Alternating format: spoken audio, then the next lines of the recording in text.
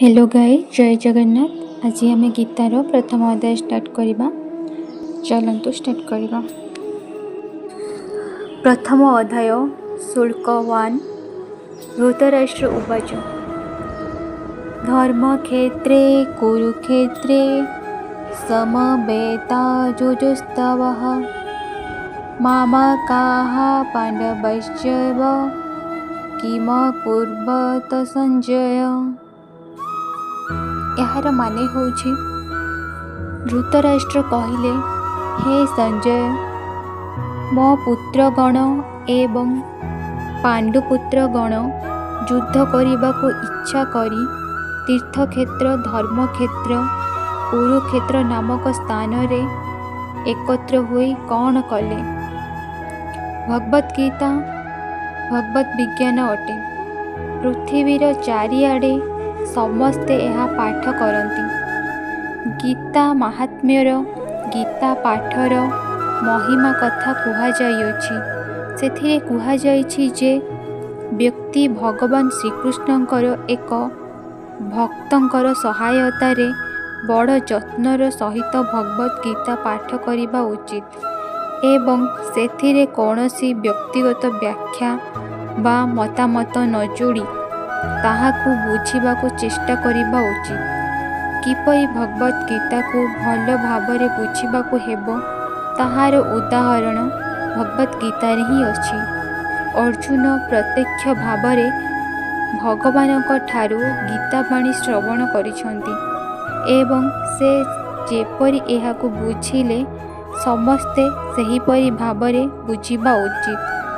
जदि केही भाग्यवान लोक कौनसी व्यक्तिगत व्याख्या ग्रहण न करी अर्जुनक भली गुरु परंपरा रे आसुथिबा गुरुंक ठारू भगवत गीता बुझे, ताहेले से समस्त वैदिक ज्ञान एवं पृथ्वीर समस्त शास्त्र ज्ञान को टपी जीव। अन्य ग्रंथ मानकरे जहाँ सबु अछि सबु भगवत गीता रे अछि, किंतु पाठक आहुरी एपरी अनेक कथा भगवत गीता रे पाइब जहाँ अन्य कौनसी ग्रंथ रे मिलिब नाही। ताहा हेउछि स्वतंत्र मानदंड। एहा हेउछि पूर्ण भगवत विज्ञान, कारण एहा प्रत्यक्ष भावे परम पुरुष भगवान श्रीकृष्णଙ୍କ द्वारा कुहाଯାଇଅछि। धृतराष्ट्र एवं संजयଙ୍କ ମଧ୍ୟରେ महाभारତରେ वर्णित होइथिबा ए जो विषय आलोचना करागला ताहा एही महान दर्शन शास्त्र मौलिक नीति रूपे प्रतिष्ठित होइछि। जना जाइछि जे एही दर्शन कुरुक्षेत्र युद्ध भूमि रे ही प्रकाश करा जाइछि। कुरुक्षेत्र केउ अविस्मरणीय वैदिक युगरु एक पवित्र तीर्थस्थान रूपे ख्याति लाभ करि आसुअछि। जेतेबेले भगवान स्वयं धराधामरे लोक शिक्षा निमित्त उपस्थित थिले, सेतिकी बेल ए दर्शन भगवानଙ୍କ द्वारा ही कुहाଯାଇଅछि।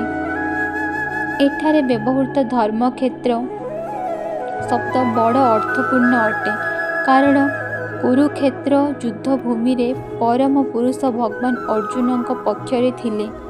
कौरव मानकर पिता धृतराष्ट्र युद्ध रे तांकर पुत्र मानकर विजय संबंध रे बड़ संदिहान थिले। एही संदेहरे पड़ी से तांकर सचिव संजय को प्रश्न कले, मोर पुत्र ओ पांडुଙ୍କ पुत्रगण कौन कले।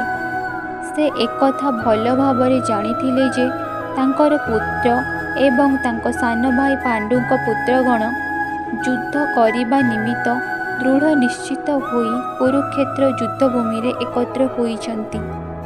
तथापि तांकर प्रश्न बड़ गुरुत्वपूर्ण अटे।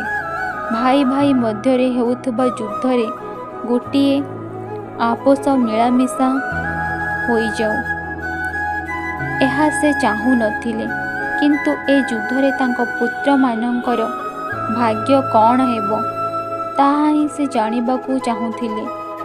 जेहेतु कुरुक्षेत्र रे युद्ध हेबाकू जाउछि, तेणु धृतराष्ट्र बड़ शंकाकूल होई पड़िथिले, कारण युद्ध उपरे धर्मक्षेत्र पर तीर्थ स्थानर खूब प्रभाव अछि।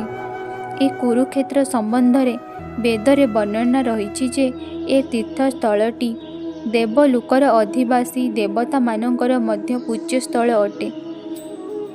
ସେ ଭଲ ଭାବରେ ଜାଣିଥିଲେ ଯେ କୁରୁକ୍ଷେତ୍ର ରୂପ ଧର୍ମ କ୍ଷେତ୍ରରେ ଅନୁଷ୍ଠିତ ଯୁଦ୍ଧଟି ଅର୍ଜୁନ ଆଦି ପାଣ୍ଡବମାନଙ୍କ ପକ୍ଷରେ ଅନୁକୂଳ ହେବ, କାରଣ ସେମାନେ ସ୍ୱଭାବତଃ ଧାର୍ମିକ।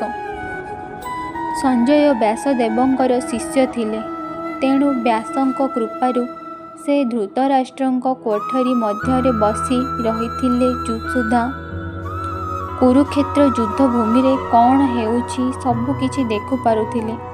ତେଣୁ ଧୃତରାଷ୍ଟ୍ର ଯୁଦ୍ଧର ଘଟଣାବଳୀ ସମ୍ପର୍କରେ ତାଙ୍କୁ ପଚାରିଲେ। ପାଣ୍ଡବମାନେ ଓ ଧୃତରାଷ୍ଟ୍ରଙ୍କ ପୁତ୍ରଗଣ ଏକ ପରିବାରର ଅଟନ୍ତି, କିନ୍ତୁ ଧୃତରାଷ୍ଟ୍ରଙ୍କ ମନ ଏଠାରେ ଉନ୍ମୁକ୍ତ ହୋଇଯାଇଛି। ସେ ଜାଣିଶୁଣି କେବଳ ତାଙ୍କର ପୁତ୍ରମାନଙ୍କୁ କୌରବ ବୋଲି କହୁଛନ୍ତି ଏବଂ ପାଣ୍ଡୁଙ୍କ ପୁତ୍ରମାନଙ୍କ ବଂଶରୁ ଅଲଗା କରିଦେଇଛନ୍ତି। ତେଣୁ ଧୃତରାଷ୍ଟ୍ରଙ୍କର ପାଣ୍ଡୁଙ୍କ ପୁତ୍ରମାନଙ୍କ ସହ କି ପ୍ରକାର ସମ୍ପର୍କ ଥିଲା, ଜଣେ ବ୍ୟକ୍ତି ଭଲ କର୍ମ ବୁଝିପାରିବ ଏବଂ ସେଥିରୁ ଧୃତରାଷ୍ଟ୍ରଙ୍କ ସ୍ଥାନ କେଉଁଠି ଜାଣିପାରିବ।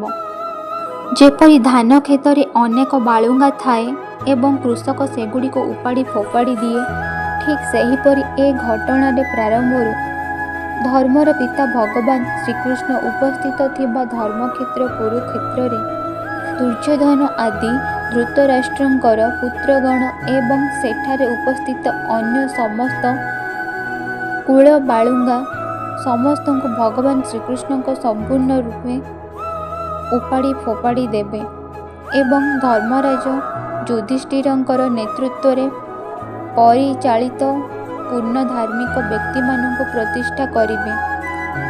ଧର୍ମକ୍ଷେତ୍ର ଏବଂ କୁରୁକ୍ଷେତ୍ର ଶବ୍ଦ ଦୁଇଟିର ଯାହା କିଛି ଐତିହାସିକ ଏବଂ ବୈଦିକ ଗୁରୁତ୍ୱ ଥାଉନା କାହିଁକି, ଏହା ହେଉଛି ପ୍ରକୃତ ତାତ୍ପର୍ଯ୍ୟ। ଏହା ଥିଲା ଆମର ଭଗବତ ଗୀତାର ପ୍ରଥମ ଅଧ୍ୟାୟ। Thank you guys for watching.